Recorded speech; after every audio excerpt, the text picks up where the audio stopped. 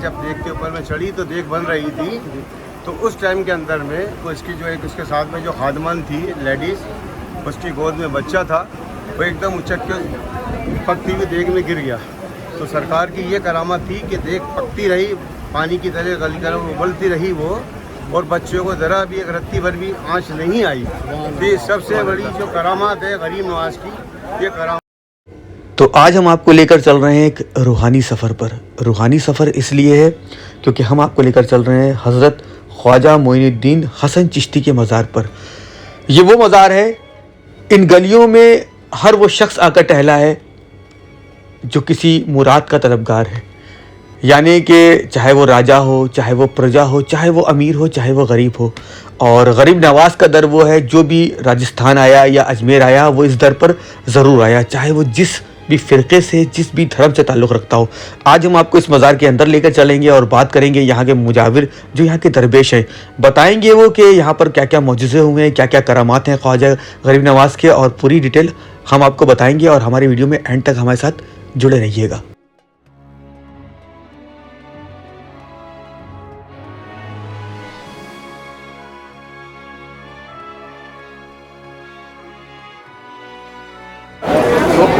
आप लोग कहाँ से आए हैं? जी, बंगाल से। कितने दिन का सफ़र तय किया? 12 दिन का। 12 दिन का, माशाल्लाह। तो ये लोग आपको नज़र आ रहे हैं, और ये ख्वाजा गरीब नवाज के दर पर आए हैं ये लोग बंगाल से। तो हम पहुँचे थे तकरीबन यहाँ पर 5 बजे के वक्त होगा, और तकरीबन अगर आप कहिए कि रोज़े का जो दरवाज़ा है वो खुलता है 6 बजे के आसपास। तो सभी लोग मौजूद हैं यहाँ पर, और जब दरवाज़ा खुलेगा तो लोग 1 बाय 1 अंदर जाएंगे और ज़ियारत करके दूसरी तरफ से बाहर निकलेंगे। और ख्वाजा गरीब नवाज़ का जो दर है ये हर शख्स के लिए खुला है, चाहे भी वो जिस भी फ़िरक़े से ताल्लुक़ रखता है। मैंने आपसे बताया हर शख्स यहाँ पर आता है। तो हमारे साथ मौजूद हैं शेख खलील अहमद चिश्ती साहब। तो चिश्ती साहब, यहाँ के मज़ार के बारे में बताइए, आप कुछ यहाँ के मौजूद। सरकार गरीब नवाज को यहाँ आए हुए 850 बरस हो गए हैं जी, और इनकी करामतें जितनी बताई जाए हमारी ज़िंदगी कम हो जाएगी, लेकिन इनकी करामतें मौजज़े जो कम नहीं होंगे। और सबसे ज़्यादा बेहतर जो है, जो मशहूर है, एक तवाइफ ने सरकार गरीब नवाज से औलाद के लिए दरख्वास्त की थी, जिसको बड़ी उम्र का लड़का पैदा हुआ, और उसने ये मन्नत मानी थी कि जब मेरे औलाद पैदा होगी तो मैं बच्चे को लाके देख में चढ़ाऊँगी।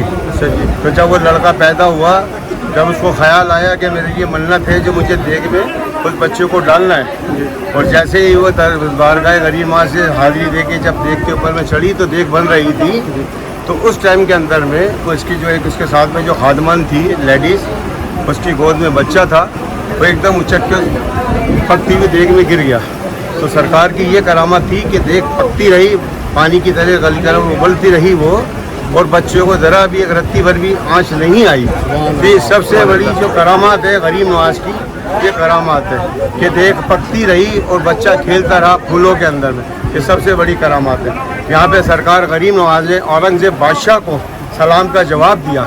हंदे को जो अंदा 30-35 साल से आंखें मांग रहा था, तो सरकार गरीब नवाज ने उसको आंखें दी। ये औरंगज़ेब के टाइम की बात है, जब वो बादशाह था उस टाइम की बात है। और जो भांज औरत थी उसको 80 साल की उम्र में औलाद थी। जो गरीब नवाज में जो सवाल करता है उसको जवाब मिला, यार जो मांगोगे इंशाल्लाह वो मिलेगा। अल्लाह और अल्लाह के रसूल ने गरीब नवाज से वादा किया। ये हुजूर गरीब नवाज का जन्नती दरवाज़ा है। यहाँ पे मन्नतों के धागे बांधे जाते हैं। औलाद मांगो, दौलत मांगो, ज़मीन जायदाद मांगो, रोजी रोज़गार मांगो, सब दिलाते हैं। देर ज़रूर है लेकिन अंधेर नहीं है। झोली है खाली लाओ और भर के ले जाओ। ये सरकार गरीब नवाज की बहुत बड़ी अज़मत, बरकत, रहमत का ये दरवाज़ा है जन्नती दरवाज़ा। इस दर से आज तक कोई खाली ना गया। लगी ना देर किसी को मुराद पाने में, और कमी नहीं मेरे ख्वाजा जी आपके खजाने में। और खुदा को ढूंढने निकले थे हम घर से, और खुदाई मिल गई ख्वाजा जी आपके आता है। बादशाही से तो बेहतर है गदाई गरीब नवाज आपकी सरकार। जिस तरह आपने बांझ औरत को औलाद दी, अंधे को आगे दी, सवाली को सवाल का जवाब दिया, और मुर्दे को जिंदा करा। सरकार जितने भी आशिकाने गरीब आपकी गरीब नवाज आपकी बारगाह में हाजिर होते, सरकार सबकी झोलियाँ भरना, सबकी जाई दिली मकासद पूरी करना। गरीबों का ये मदीना है मेरे ख्वाजा का आस्ताना। यहाँ फैज़ पाता है सारा ज़माना और मोहम्मद कदर अली का घराना। ये नाइब मुस्तफ़ा ताई रसूल की बारगाह है गरीब नवाज। नहीं कोई ऐसी बारगाह हिंदुस्तान में गरीब नवाज जैसे। जोलियाँ खालिदा भर के ले दो। अला इन्ना औलिया अल्लाहि ला खौफुन अलैहिम व लहुम यहज़नून अल्लज़ीना आमनू व कानू यत्तक़ून सुब्हान रब्बिका रब्बिल इज़्ज़ति अम्मा यसिफून व सलामुन अलल मुरसलीन वल्हम्दुलिल्लाहि रब्बिल आलमीन। अल्लाहु सल्ली अला मुहम्मद व आलि।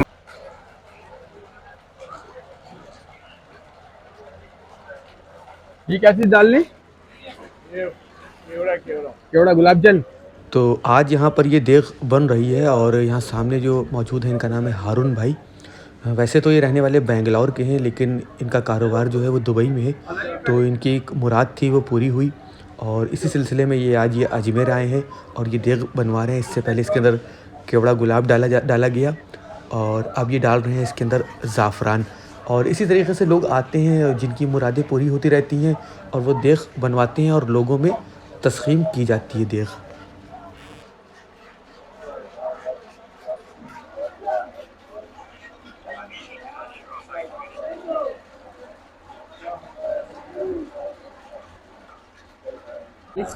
ख्वाजा गरीब नवाज अजमेर शरीफ ये हारून भाई हैं जो बेंगलोर में रहते हैं और दुबई से आए हैं यहाँ पर और इनकी मुराद थी यहाँ पर।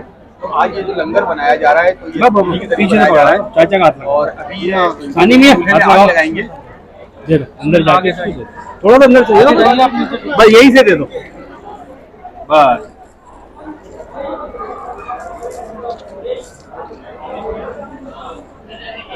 तो हारून भाई कुछ कहना चाहते हैं आप? जी अल्हम्दुलिल्लाह हम इधर पे ख्वाजा के दरबार पे आके हैं। अल्हम्दुलिल्लाह मीन हमारे तरफ से ये तकसीम कर रहे हैं देग जो हमारी मन्नत की थी। इंशाअल्लाह अल्लाह इसमें बरकत और इसमें हर तरह की बरकत दे और जो जिन को तकसीम होती है खाना अल्लाह उनकी रोज़ी में इजाफा दे और उनके रिज़्क़ में बरकत दे अल्हम्दुलिल्लाह और हमारी मुरादें पूरी करें। आपकी मुश्किलों को भी आसान करें और आप बनवा रहे हैं ये लोगों तक तस्लीम की जाएगी और आपकी जो भी मन्नत हो पूरी हो इंशाअल्लाह। दुआ में हमको भी याद रखिएगा इंशाअल्लाह। जी इंशाअल्लाह आप हमको भी दुआ में याद रखें और अल्लाह करे हम सब के ऊपर अल्लाह के रहम और बरकत अता फरमाए और हुज़ूर सल्लल्लाहु अलैहि वसल्लम के वसीले से हम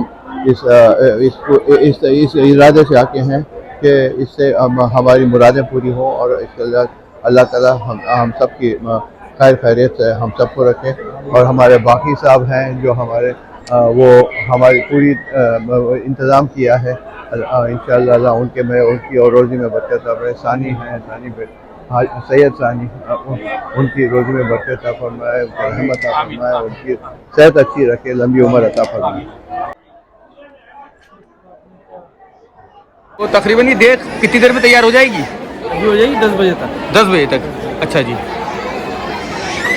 तो आपने इतना बड़ा चम्मच कह लीजिए या इसको चलाने के लिए जैसे देग को चलाया जाता है और ये रस्सी वगैरह इसके अंदर बांधी गई है।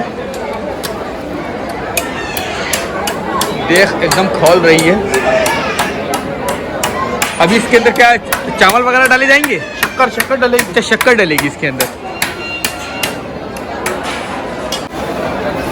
तो इसके अंदर ये शक्कर वगैरह डाली जा रही है इसके अंदर। ये चम्मच से चलाया जाएगा ताकि इसके अंदर ये शक्कर वगैरह लग ना जाए। और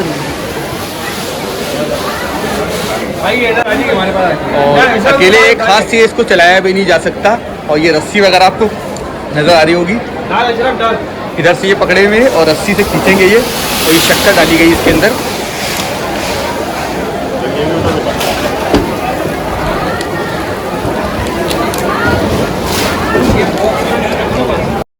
अगर बात करें इस देग की तो देग ये सुबह तकरीबन फजर के नमाज के बाद से ये देग खाली होती है, इसको सफ़ा कर दिया जाता है।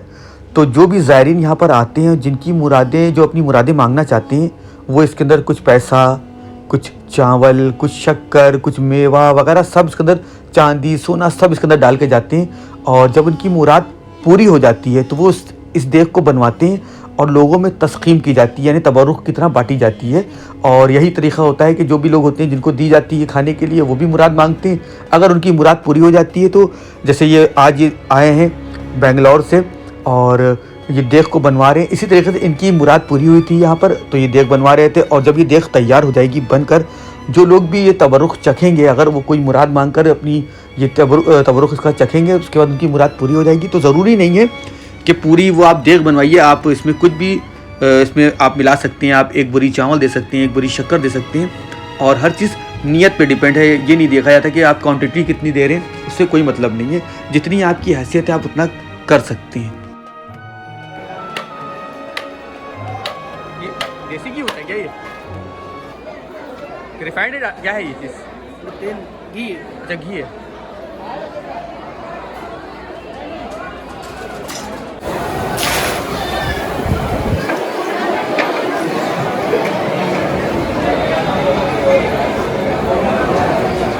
तो घी वगैरह इसके अंदर डाल दिया गया है।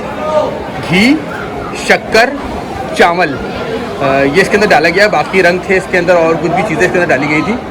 और तकरीबन 2 घंटे लगेंगे इसको तैयार होने में। और उसके बाद जितने लोग आपको यहाँ पर ये नज़र आ रहे हैं, इन लोगों में ये तस्कीम किया जाएगा, निकाल कर तबर्रुख जो बनता है इसके अंदर लोगों के लिए। ये लंगर तैयार हो रहा है यहाँ पर।